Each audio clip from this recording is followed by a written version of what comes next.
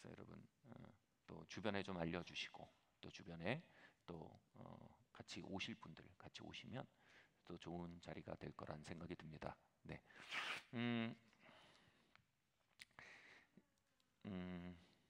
오늘 말씀을 함께 읽어보겠습니다. 제목을 한번 읽어볼까요? 시작. 예레미야 1장 4절 5절 말씀 함께 읽겠습니다. 시작.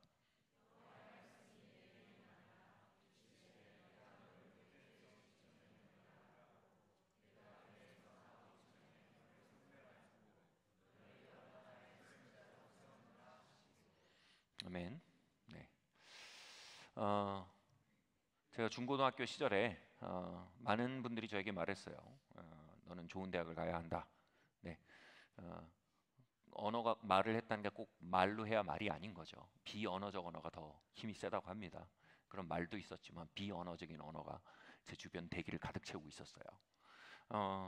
뭐 당시 저희 아버지가 신문을 팔아서 고학하셔서 서울대까지 가셨습니다.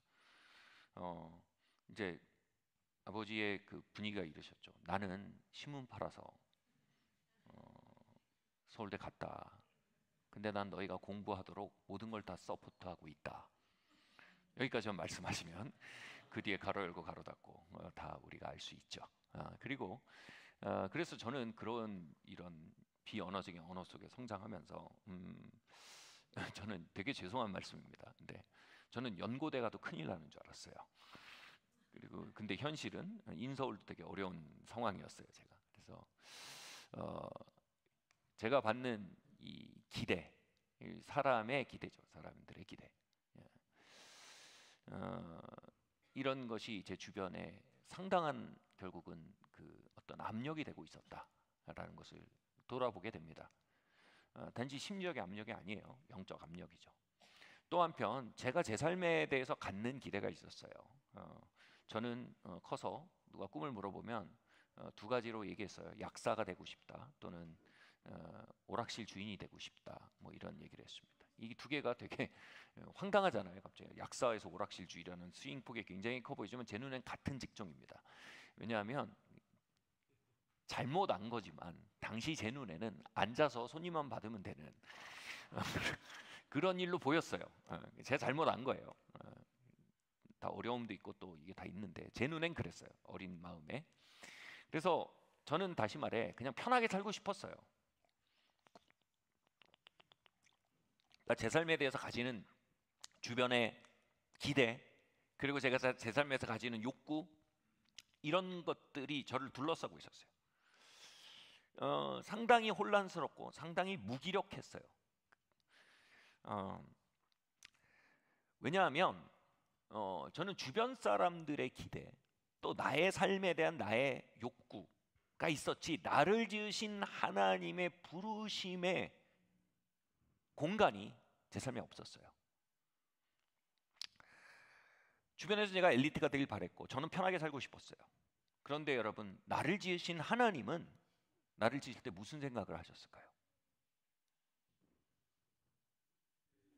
여러분은 어떤 기대를 받고 사세요? 또는 어떤 삶의 욕망을 가지고 사십니까?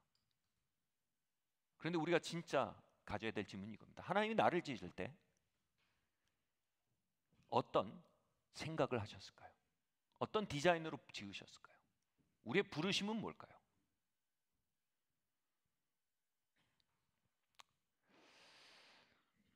오늘 읽은 말씀은 예레미야에게 하나님 하신 말씀이에요. 예레미야를 지으실 때 하나님이 무슨 생각을 하셨는지를 명확히 예레미야에게 말씀해 주셨어요. 여러분 이 일이 가능할까요? 하나님이 여러분을 지으실 때 명확한 계획과 목적이 있었을까요? 그리고 있다면 그분이 여러분에게 명확하게 그것을 커뮤니케이트 하실 수 있을까요? 그분이 말씀하신다면 우린 그걸 깨달을 수 있을까요? 그리고 그 세 가지가 가능하다면 여러분 우리는 그곳으로부터 떨어져 살 여유가 없는 사람들입니다. 97년 7월 29일쯤이었습니다. 저는 당시 청소년 캠프에서 이 예레미야서 1장 말씀이 선포될 때 제 온몸이 뜨거워지는 걸 느꼈습니다.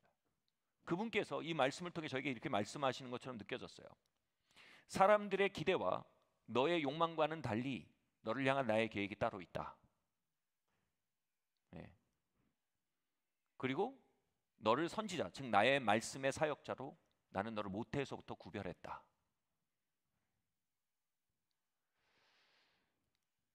구별했다라는 말은요, 특정한 목적을 향해서 지정하고 그것에 맞게 디자인했다는 뜻입니다.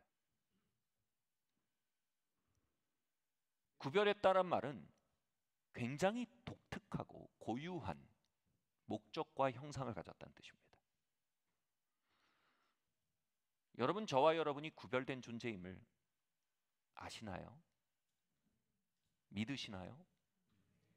다른 사람의 기대를 따라 살 때, 나의 욕망을 따라 살 때 우린 그 엄청난 하나님의 부르심에서 멀어진 채 살게 된다는 거 아시나요? 하나님 모태에 우리를 지으실 때 목적을 가지고 지으셨고 의도를 가지고 지으셨고 하나님의 디자인이 있었습니다.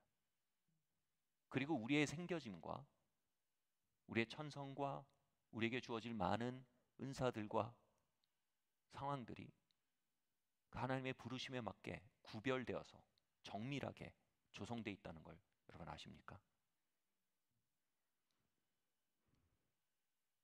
우연히 열거된 것 같은 나의 천성, 나의 환경, 나의 삶의 조건들을 문을 열어 하나님의 놀라운 역사와 인도하심을 발견할 수 있게 하는 그 키가 바로 하나님의 부르심이라는 것을 여러분 아십니까?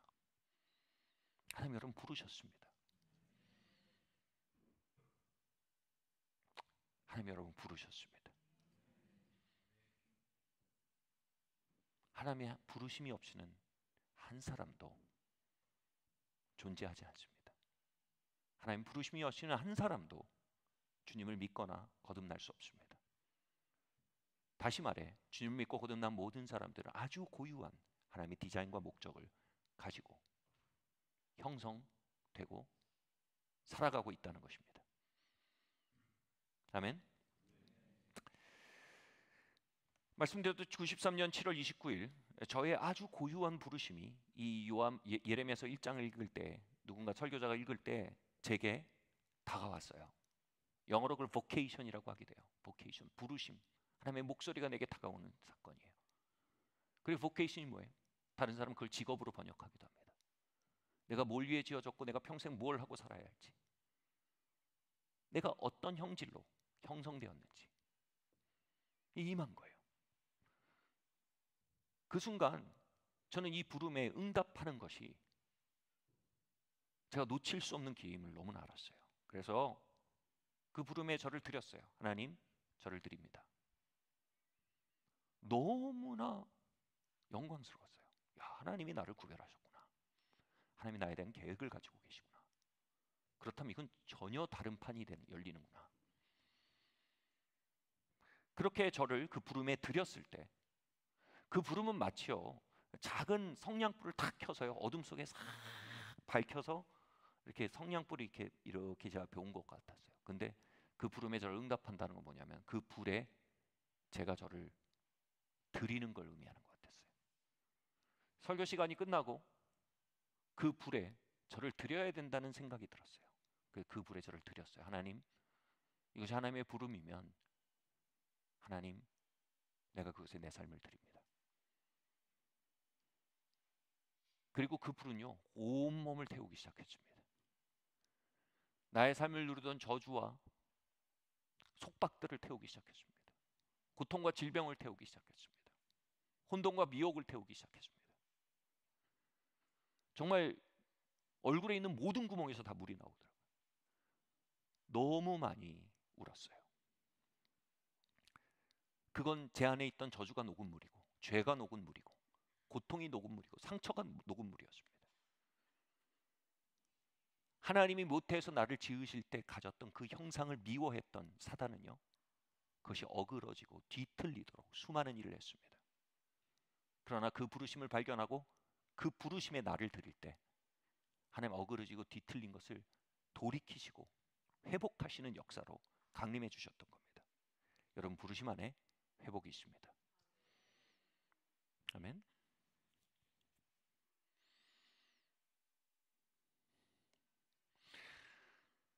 하나님은 말씀으로 천지를 지으셨습니다. 말씀으로 귀신을 쫓으셨습니다. 말씀으로 병을 고치셨습니다. 하나님의 말씀 안에는 창조의 능력, 치유의 능력, 해방의 능력이 있습니다. 그 능력을 은혜라고 합니다. 은혜는 되게 하는 하나님의 능력, power to become이라는 뜻입니다. 여러분, 하나님의 부르심 안에는요, 그렇게 되게 하는 능력이 들어 있습니다. 저는 하나님의 말씀을 섬길 어떤 것도 가지고 있지 않았었습니다. 제겐 믿음도 없었습니다. 제겐 건전한 삶도 없었습니다. 맑고 고요한 정신도 없었습니다. 아무것도 아닌 것 같은 제가 할 수 있는 것은 그 말씀의 능력에, 그 vocation, 그 부르심에 안에 있는 하나님의 은혜의 에너지에 저를 개방하는 것이 제가 할 일이었습니다. 그리고 그날 밤 제 삶을 누르던 사슬과 눌림과 어그러짐들이 저에서 떠나갔습니다. 제 영과 혼과 육이 극적으로 회복되기 시작했습니다. Power to become, 그 말씀 안에 있는 능력은 되게 하는 능력으로 제 안에 임하여서 말씀의 사자가 될 수 있도록 저의 삶을 끌어가기 시작했습니다. 여러분, 인생은 두 가지로 나뉩니다.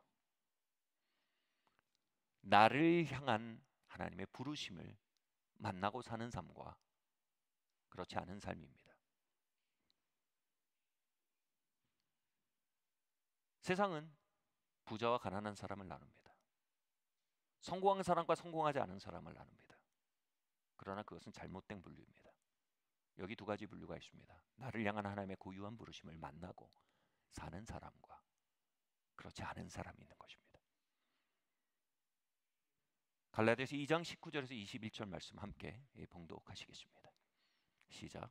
나는 더 이상 여러분에게 의롭게 보이거나 여러분에게서 좋은 평판을 얻고 싶은 마음이 없습니다.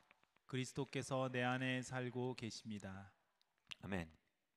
많은 영감을 주는 동화이죠. 너는 특별하단다라는 동화가 있어요. 여기서 펀치넬로라는 목각 인형이 있습니다. 그는 목각 인형의 마을에 사는데 이 목각 인형의 마을에 이런 문화가 있습니다. 무언가 그 마을이 기대하는 바대로 잘 해내면 별점 스티커가 붙습니다. 그러나 잘 못하면 벌점 스티커가 붙습니다. 펀치넬로는 그 마을의 기대대로 살아나는데 번번이 실패합니다. 그래서 그의 몸은 벌점 스티커로 가득합니다. 우리 문화에서 어쩌면 가난했을 것입니다. 우리 문화에서 어쩌면 성공하지 못했을 겁니다. 우리 문화에서 어쩌면 공부를 잘하지 못하겠습니다. 우리 문화에서 어쩌면 불합격했을 겁니다. 모르겠어요. 그게 어떤 걸 상징하는지 규정할 수 없지만 별점 스티커는 우리 사람들이 서로를 향해 가지는 기대, 이 사회가 우리에게 가지는 기대, 우리가 우리의 삶에 대해서 가지는 기대에 의해 매일같이 우리의 몸에 달라붙고 있습니다. 그것은 우리를 오만하게 하거나 우리를 침륜에 빠지게 합니다. 수치에 빠지게 합니다. 그러다 이 펀치넬로가 자신을 만든 엘리라는 목수 할아버지를 만나게 됩니다. 이 엘리 할아버지가 펀치넬로를 조심스럽게 들어올려 얘기합니다. 펀치넬로야, 내가 너를 지었단다. 나는 쓸모없는 것을 짓진 않는단다. 네가 나를 만나러 온다면 더 이상 너는 너의 마을에서 붙이던 별점과 벌점에 의해 평가되지 않는 아이가 될 수 있단다. 나를 만나러 오려무나 너는 아주 특별한 아이란다. 내게 오거라. 내 눈빛과 내 목소리 안에 너의 삶을 새로 지어나가려무나. 펀치넬로의 세계관의 황당한 이야기였습니다. 그런데 그 목소리가 그의 영혼에 스밀수록 그의 몸에서 별점과 벌점 스티커가 하나씩 떨어져 나가는 경험을 합니다.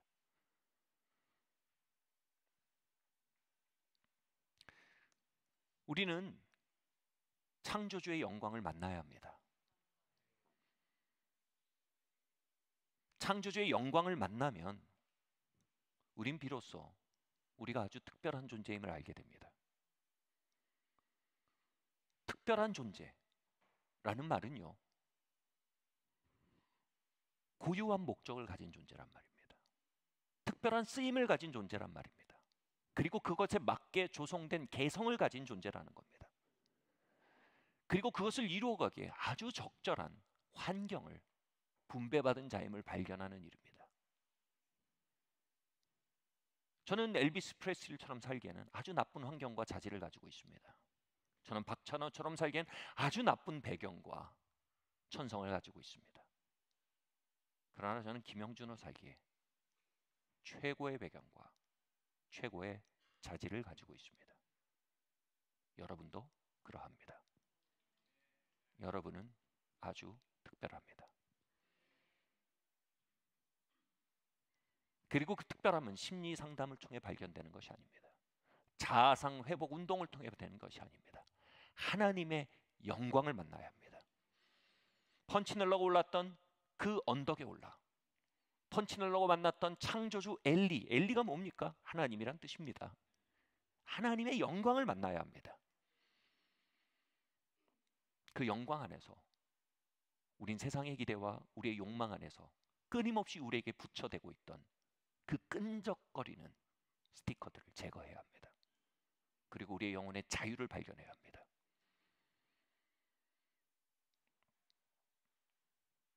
그곳에서 우리의 영혼의 가치와 우리의 삶의 가치와 우리에게 주어진 시간의 가치와 우리의 삶에 있었던 사건의 가치를 재평가할 수 있어야 합니다.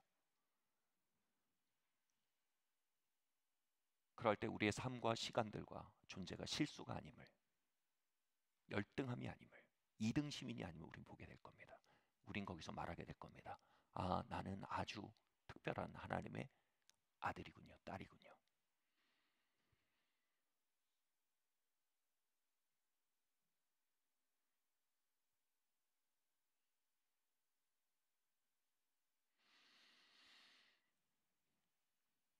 하나님의 영광을 만난다. 하나님의 영광이란 말은요, 헬라어로 독사입니다. 독사는요, 평가, 평판이라는 의미를 갖습니다. 독사는 뭡니까? 하나님의 영광은 뭡니까? 우리를 향한 하나님의 평가입니다. 하나님이 우리를 어떻게 보시는지요? 하나님의 의중이 무엇인지요? 하나님의 부름이 무엇인지요? 하나님의 독사, 영광을 만날 때 우린 세상의 독사, 세상의 평가, 세상의 기대, 세상의 점수를 로부터 자유를 얻게 됩니다.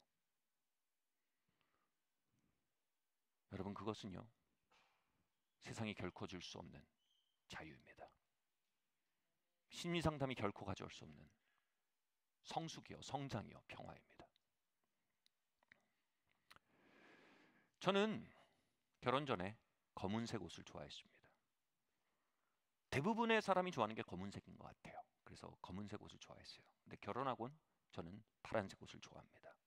왜냐하면 우리 아내의 영광입니다. 우리 아내는 파란색을 좋아합니다. 제 아내의 평판과 평가를 구하면서 저는 세상의 모든 영광을 뒤로 하게 된 것입니다. 사랑하는 성도 여러분, 우린 그리스도의 신부입니다. 우린 그리스도의 영광과 결혼했습니다. 그리고 그것은요, 우리에게 굉장히 어마어마한 자유를 줍니다. 혼돈을 지나가게 하고요, 선명한 기준을 주고요, 우리의 삶을 실패라 생각했던 것을 섭리라 말하게 되고요, 약점이라 생각했던 것을 하나님의 능력의 그릇이라 말하게 되고요, 유별나다고 생각했던 걸 하나님의 선물이라고 말하게 될 것입니다. 여러분, 하나님의 독사 앞으로 나오십시오. 하나님의 영광 앞으로 나오십시오. 우리의 목수 엘리에게 우리의 삶을 한번 올려 드려보기를 바랍니다. 아멘.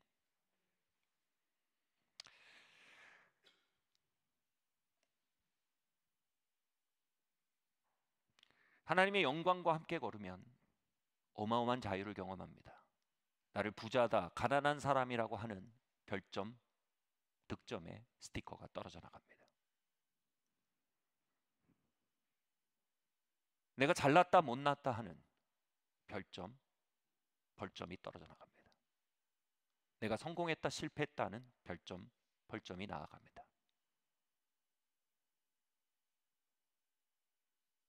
하나님의 영광 안으로 돌아오면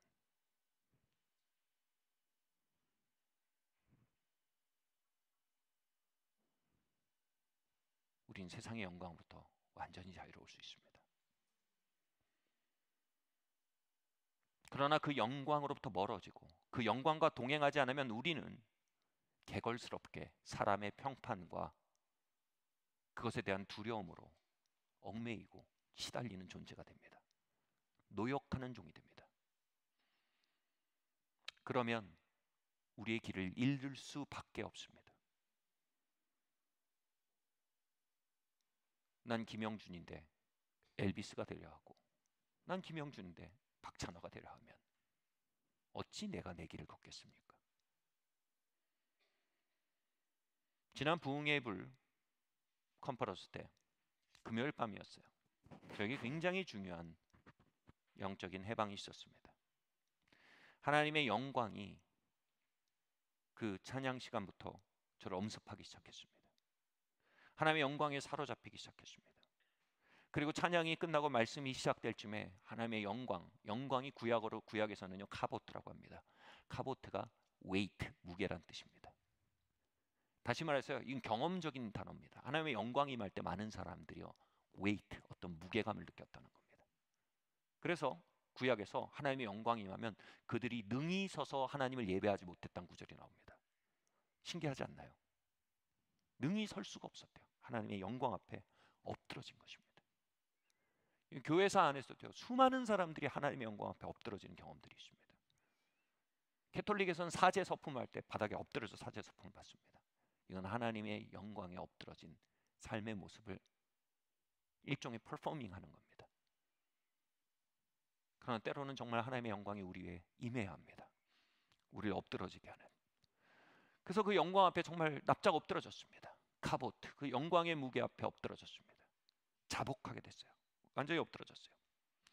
근데 그 엎드러진 자리가 아주 우연치 않게, 아니요 하나님의 섭리겠죠, 이 캐롤 목사님 바로 발밑이었습니다. 그분이 영어로 "읍스 잘 걸렸네" 이렇게 말하는 거예요. 그러더니 이제 준 목사님이 설교하신 동안 계속 손을 얹고 있는 거예요. 그래서 1시간 반짜리 안수를 받았어요.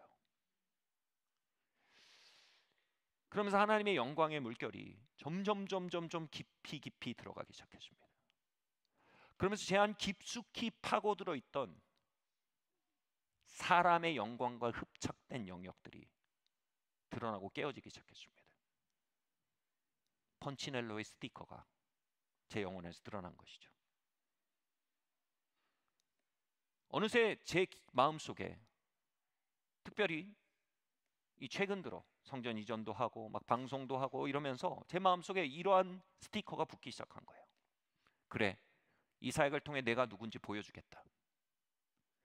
내가 그들보다 낫다는 걸 입증하겠다. 세상에 평판이 들어와서 제 영혼을 좌지우지하기 시작한 자리가 나타난 것입니다. 그리고 그 엘리의 얼굴빛, 그 영광의 빛 앞에서 스티커들이 떨어져 나가기 시작했어요. 그분이 얼마나 나를 유니크하게 부르셨는지, 내가 경쟁을 통해 나의 입증할 수 없을 정도로 하나님 나를 유니크하게 부르셨어요. 어떻게 엘비스랑 박찬호가 경쟁합니까?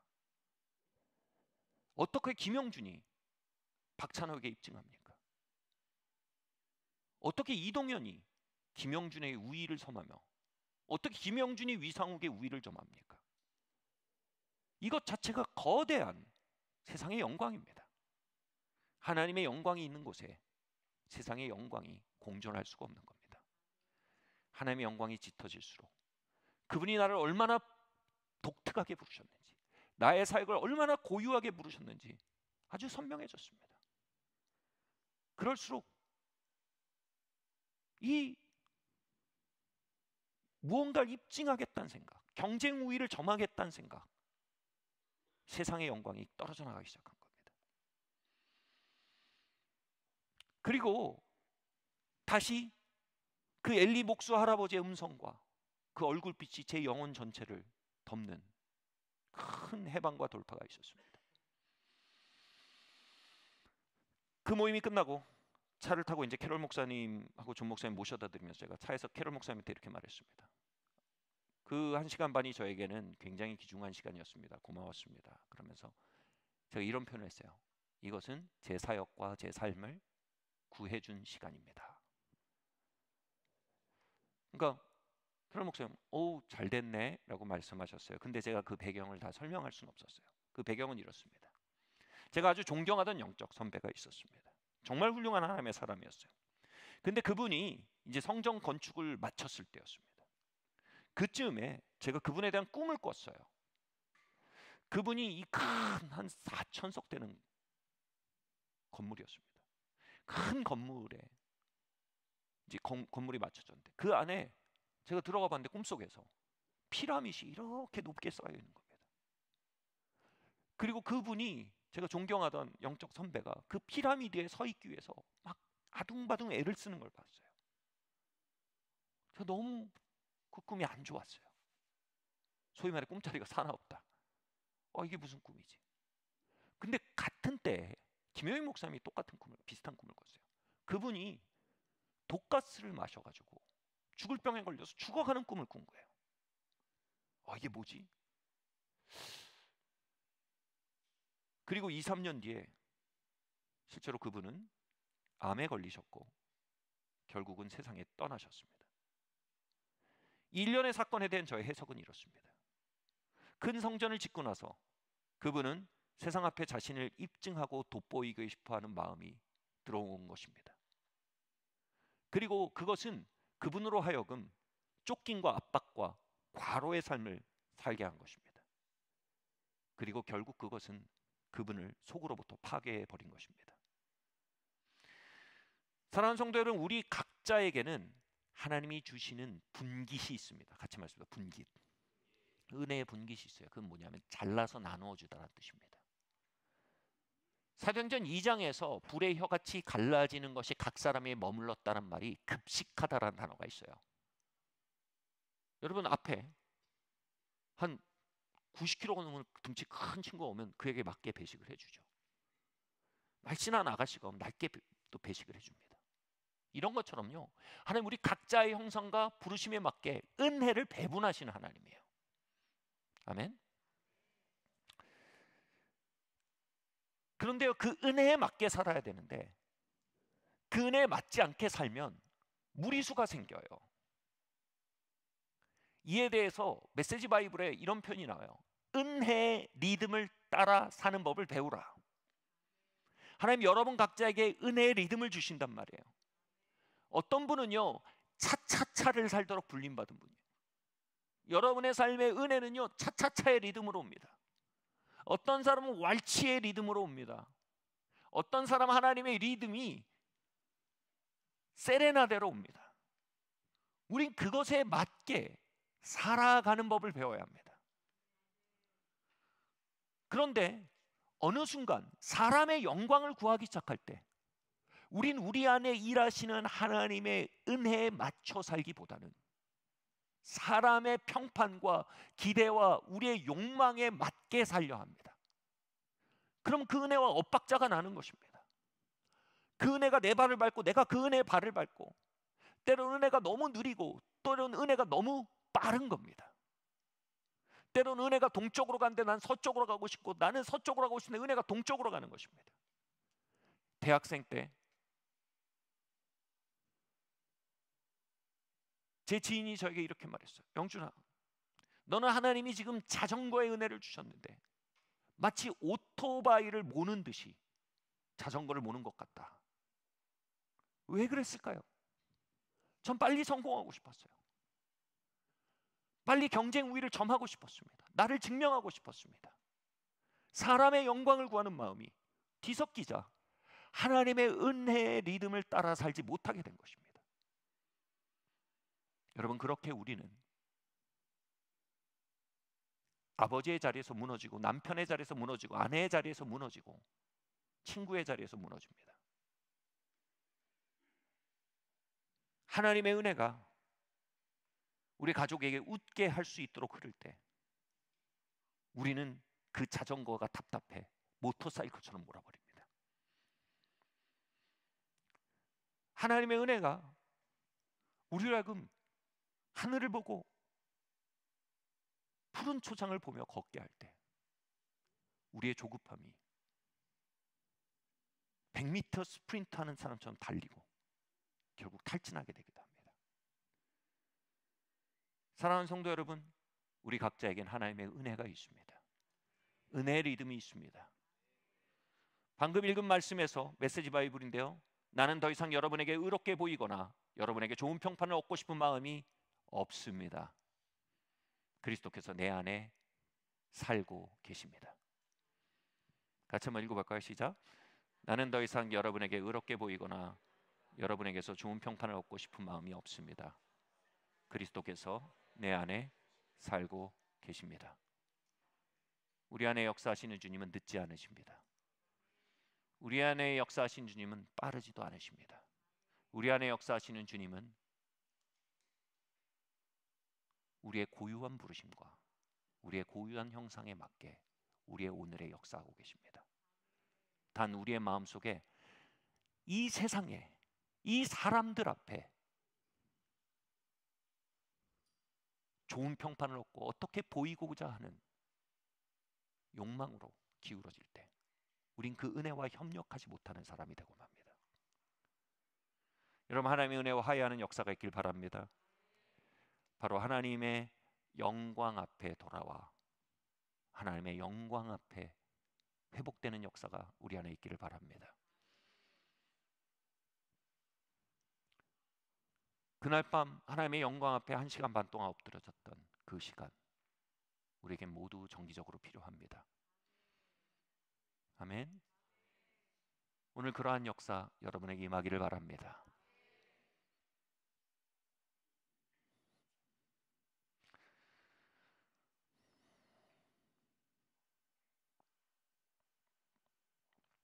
열왕기상 19장 16절 말씀 함께 봉독하시겠습니다. 시작. 너는 또 님시의 아들 예후에게 기름을 부어 이스라엘의 왕이 되게 하고 또 아벨 무올라 사벳의 아들 엘리사에게 기름을 부어 너를 대신하여 선지자가 되게 하라. 아멘. 예수님 이래로 가장 성공적인 전도자로 평가받는 사람이 있어요. 라인하르트 본케라는 분이십니다. 한 3, 4년 전에 4, 5년 전에 돌아가셨죠. 그분 위에 부으신 하나님의 기름 부으심은 굉장히 특별했습니다. 아프리카에서 평생 사역하셨는데 대중 집회, 큰 크루세이드를 하시는 분인데 이분은 하루에 100만 명까지도 회심시키는 일도 있었습니다. 하룻밤에요. 그도 그럴 것이 그분의 사역에서 수많은 귀머거리가 듣게 되고 병든 자가 치유를 받고 저는 자가 걷게 되는 역사가 동반되었습니다. 정말 아프리카 대륙을 흔드는 삶을 살았습니다. 어떻게 그분에게 이러한 어마어마한 효율이 함께 했을까요? 답은 부르심입니다. 그분의 부르심을 발견하고 따라 산 것입니다. 그분은 젊은 시절 하나님께 부르짖고 구했습니다. 하나님, 나를 어떠한 모습으로 지으셨습니까? 나를 어떻게 부르셨습니까? 하나님, 나를 지실 때 어떤 계획을 가지셨습니까? 주님이 예레미야에게 말씀하셨듯 바울에게 말씀하셨듯 저의 삶에도 당신의 계획을 말씀하여 주시옵소서. 여러분, 이 목마름이 있는 자, 그들은 특별한 삶을 살게 될 것입니다. 그리고 그는 마음속에 비전이 열려 아프리카 대륙을 보게 됩니다. 독일 청년들도 그의 마음에 아프리카 대륙이 보이고 아프리카 대륙이 예수님의 보혈로 씻겨지는 비전을 보십니다. 그리고 하나님, 아프리카를 그리스도께로 돌이켜 주십시오라는 기도로 그의 젊은 시절을 보냅니다. 그리고 그 부르심을 쫓아 영국 웨일즈에 있던 한 신학교에 가게 됩니다. 저도 그곳에 방문해 봤는데 아무튼 그 신학교의 그 바이블 컬리지에 가서 훈련을 받습니다. 그의 마음속에 아프리카를 주님께 돌리겠다는 그 부르심을 쫓아 움직여 간 것입니다. 그리고 방학이 되어서 이제 집으로 돌아오기 위해서 런던 공항에 돌아왔습니다. 그런데 이 런던 공항에서 비행기가 굉장히 길게 연착이 된 겁니다. 공항에 더 있는 게 무의미할 정도로 길게 연착이 된 겁니다. 그는 런던 시내를 걸어보기로 결정합니다.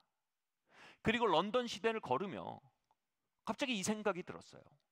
그는 아프리카를 위해서 기도하면서 조지 제프리라는 사람을 알게 됐습니다. 당시에 영국을 성령의 권능으로 흔들던 하나님의 사람이었습니다. 정말 놀라운 하나님의 권능이 조지 제프리라는 사역자의 삶을 통해 영국 전체를 흔들고 있었습니다. 그의 마음속에 이런 생각이 들었어요. 하나님, 조지 제프리에게 부는 그 기름 부음이 저에게 부어질 수 있다면 하나님의 부르심을 이룰 수 있을 것 같습니다. 하나님, 제가 조지 제프리를 만나게 해주십시오. 그리고 조지 제프리가 제 머리에 손을 얹어 그 기름 부음을 제 위에 흘려보내게 해주십시오라고 기도하는 마음이 있었어요. 그런데 그렇게 기도하던 청년 라네트 본케가 연착이 돼서 런던을 걷다 그 생각이 든 거예요. 아, 조지 제프리가 런던에 사는데 조지 제프리 만날 길이 없을까? 이게 무슨 말도 안 되는 생각이에요. 런던이 무슨 어디 읍도 아니고, 그리고 조지 제프리한 당대의 유명한 사람이 어떻게 이 신학생과 만나주겠어요? 만날 수도 없고 찾아갈 수도 없고. 근데 조지 제프리가 런던에 사는데 만날 수 없을까? 하나님, 만날 수 없을까요? 근데 너무 황당하게 마음속에 한 주소가 떠오릅니다. 주소가 갑자기 뭐 못할 것도 없잖아요. 연착됐는데. 그 주소를 찾아보기로 결정합니다. 충분히 걸어갈 수 있는 거리였어요. 그래서 그 주소를 찾아가서 문 앞에 섭니다. 근데 명패가 조지 제프리라고 적혀 있는 거예요. 오, 이건 무슨 일이지? 그런 영광스러운 하나님의 우연이 그곳에 있음을 느끼기 시작합니다. 그리고 그 문에 도배를 울립니다. 안에서 그 집을 돌보던 집사와 같은 분이 응답을 했어요. 누구세요? 청년 본캐가 얘기합니다. 여기 조지 제프리 선생님의 집입니까? 그가 말합니다. 맞습니다. 저는 독일에서 온 라이나트 본캐라는 청년입니다. 제가 선생님을 너무 만나고 싶은데 가능할까요? 집사가 얘기합니다. 불가능합니다. 선생님은 지금 너무 연로하셨고 너무 위독하신 상태입니다. 당신 만날 수 없습니다. 그렇게 얘기하는데 뒤에서 노인의 목소리가 들립니다. 그 젊은이를 내게로 데려오게. 그 젊은이를 내게로 데려오게. 조지 제프리는 그날 아침 기도하던 중에 하나님께서 그 마음에 감동하십니다. 오늘 한 젊은이가 너를 찾아올 것이다. 그에게 너의 평생 너와 함께 했던 나의 권능을 그에게 축복하여 기도해 주어라. 조지 제프리는 그것이 하나님의 음성임을 깨달았습니다. 그리고 라이나트 본케 청년을 들어오게 하고 그의 아프리카에 대한 비전을 듣습니다. 그리고 그 청년이 머리에 손을 얹고 기도합니다. 하나님 내게 주신 이 영감이 이 청년 위에 부어지길 원합니다. 하나님, 아프리카를 주님께로 돌이키는 그 일에 하나님 이 기름 부음을 사용하여 주십시오. 이 순간을 사용하여 주십시오. 그리고 조지 제프리는 다음 날 세상을 떠납니다. 엘리야가 하늘로 올라갈 때 엘리야가 떠나는 걸 봅니다. 그리고 그 위에 엘리야 위에 머물던 영감의 권능이 엘리사 위에 떨어집니다. 그리고 그는 갑절의 능력을 행하게 됩니다. 그 일이 나타난 것입니다. 본케는 그 일 이후 아프리카에 사역을 가서 크루세이드 집회를 시작하게 됩니다. 그는 말합니다. 그날은 나의 삶의 가장 결정적인 하나님의 권능을 내려받은 순간이었다고 말합니다.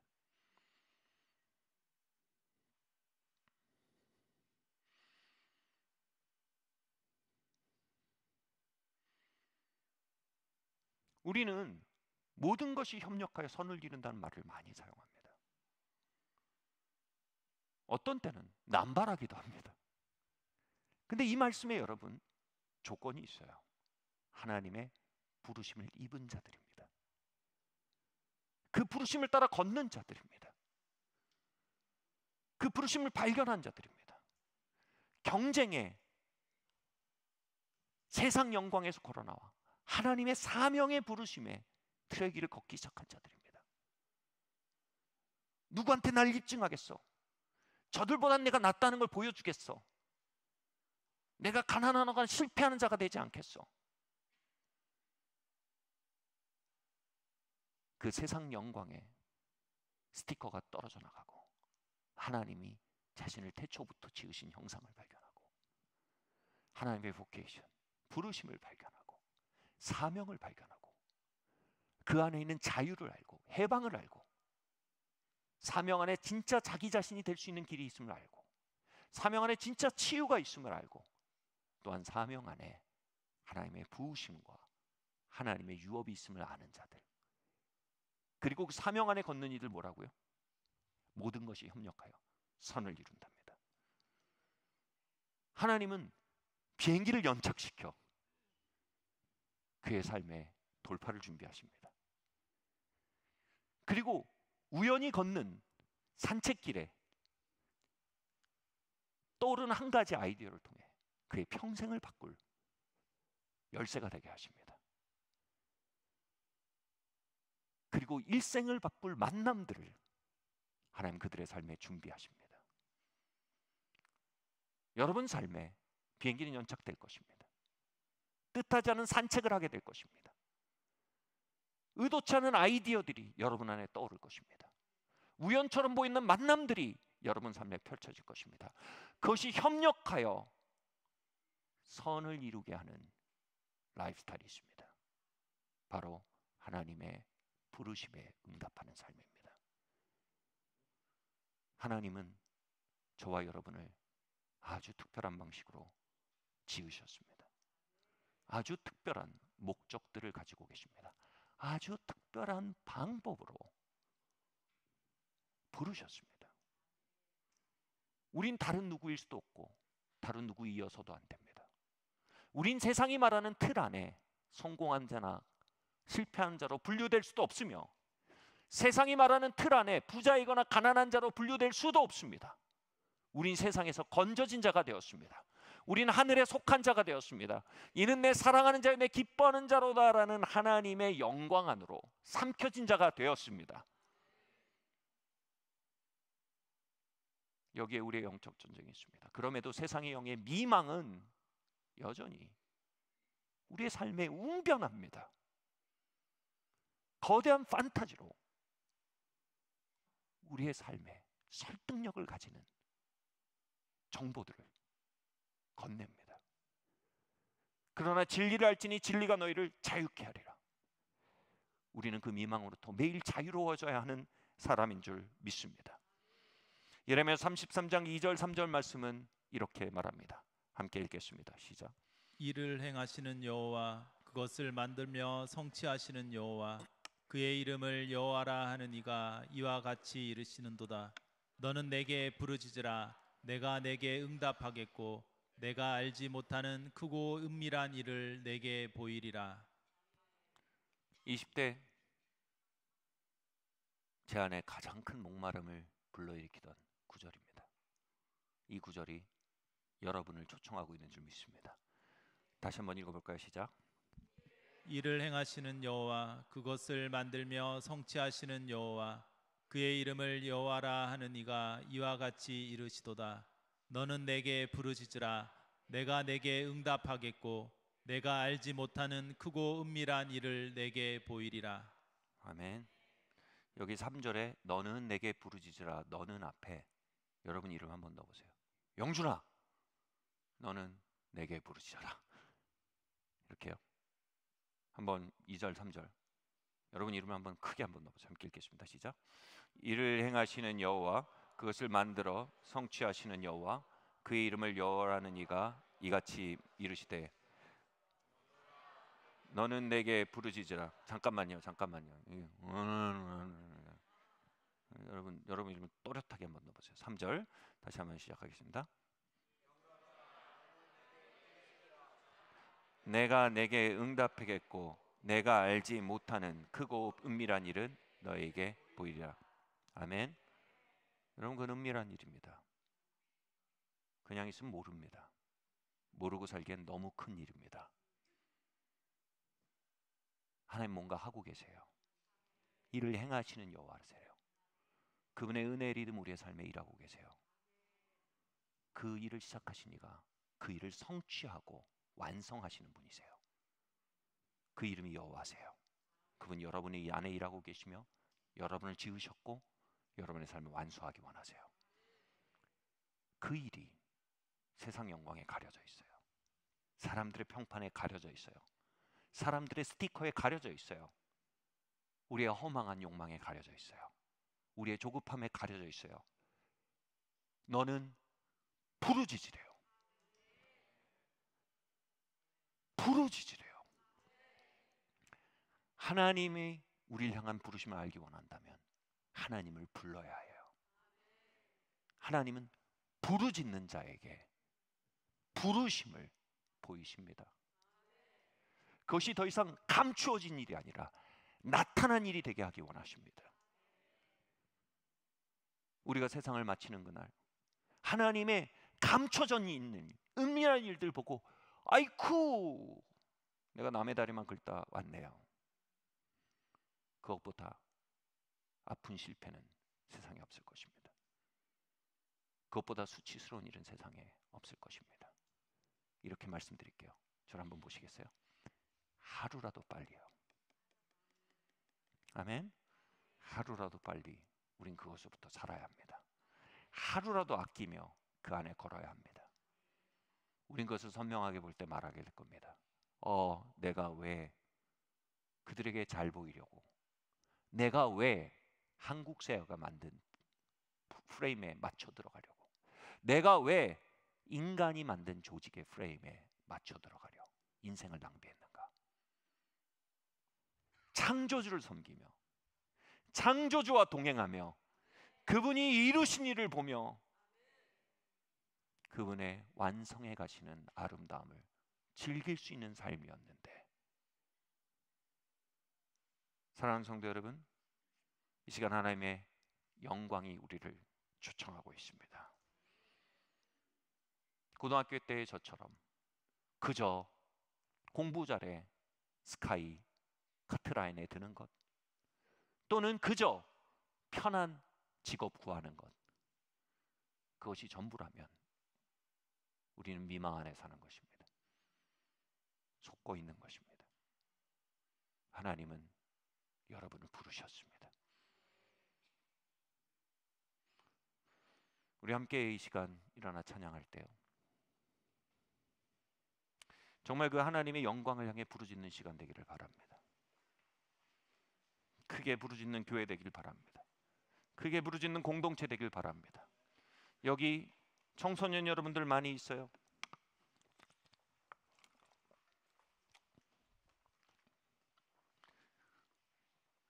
여러분 속한 집단은 펀치넬로의 마을입니다. 그들은 크고 작은 스티커로 항상 여러분의 삶을 평가합니다. 멋쟁이 또는 촌스럽다, 인싸, 아싸, 잘났다, 못났다, 재밌다, 재미없다. 그래서요, 그게 다 뭐란 말입니까?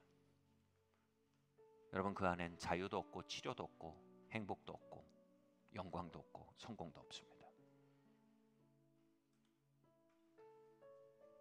상담사를 20시간, 30시간 만나도요, 심리 기제를 이완시킬 수 있어도 근원적인 해결을 만날 수 없습니다. 근원적인 해결은 여기 있습니다. 우리의 목수인 엘리를 만나야 합니다. 그 영광으로부터 듣기 시작해야 합니다. 그 영광의 구름은 오늘도 부르짖는 이들에게 찾아옵니다. 어쩌면 혹시 오늘이 청전 라이나르트 본케의 그날일 수도 있습니다. 하나님이 여러분에게 하나님의 영광을 부어 여러분으로 넘지 못하게 하던 산을 넘게 하는 그날일 수 있습니다. 누군가에겐 극적으로 그 일이 함께 할 것이고 누군가에겐 점진적으로 그 일이 나타날지 모릅니다. 그러나 이 약속은 보편적으로 이곳을 향해 있습니다. 너는 내게 부르짖으라. 내가 너에게